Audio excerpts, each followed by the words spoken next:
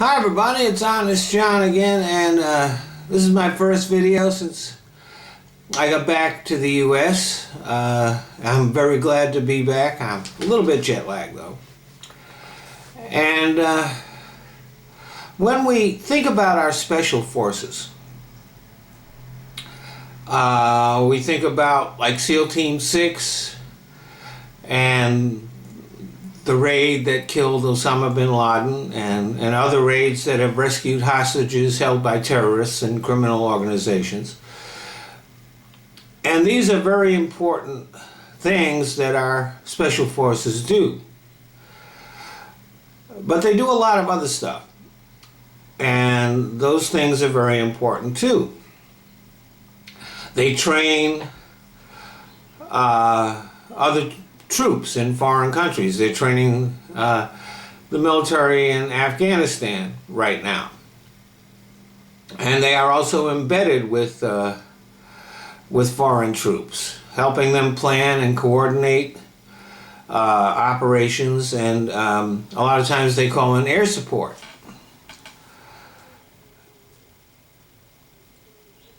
And though they operate in countries all over the world, right now a lot of what they're doing is in the Middle East. And Southeast Asia. We also have intelligence officers in countries all over the world.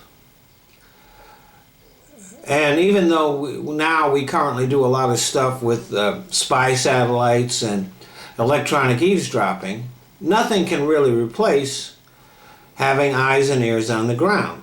So we still have spies operating in countries too. Some of them are attached to our embassies. Others pretend to be businessmen or tourists or have other cover stories.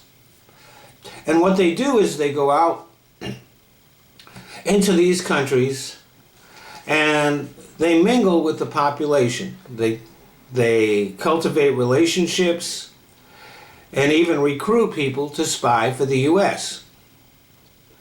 And again, a lot of the stuff that they're currently doing is focused in the Middle East and Southeast Asia.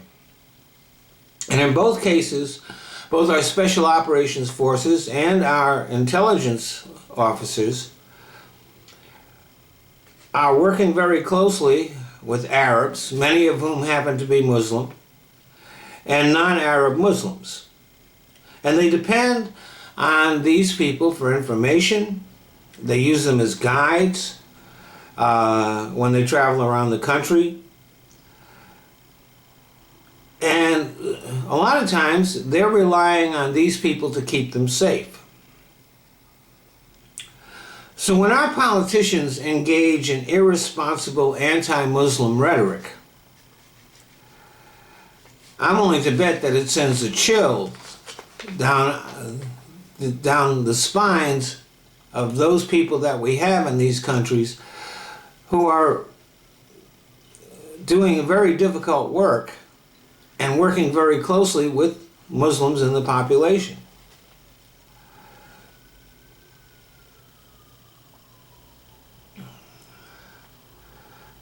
There has not been one Republican candidate who has not said something stupid about Muslims. And this kind of a rhetoric can erode the trust that our operatives work really hard to build. It can even make life more dangerous for these people.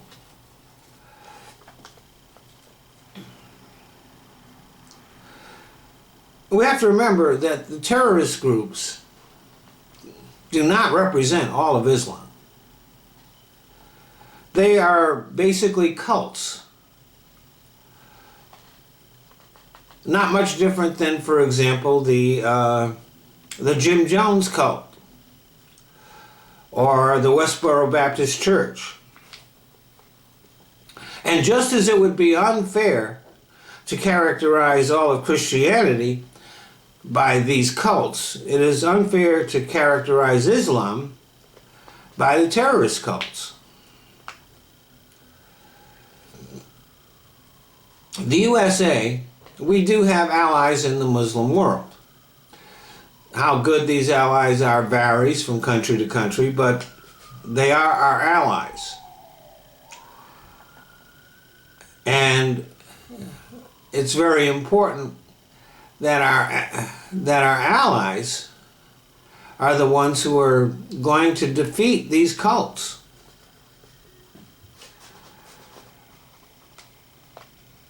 So every Republican candidate that has engaged in this kind of rhetoric has affected our relationships with our allies. And if they become president, if one of them becomes president, then it is going to hurt our relationships with the Islamic world. And even more important, it's going to make life a lot more difficult for our special operations forces and our intelligence officers operating in other worlds. The best case scenario is that they simply stop working with us. But the worst case scenario is that they actually turn against us. Thanks for listening.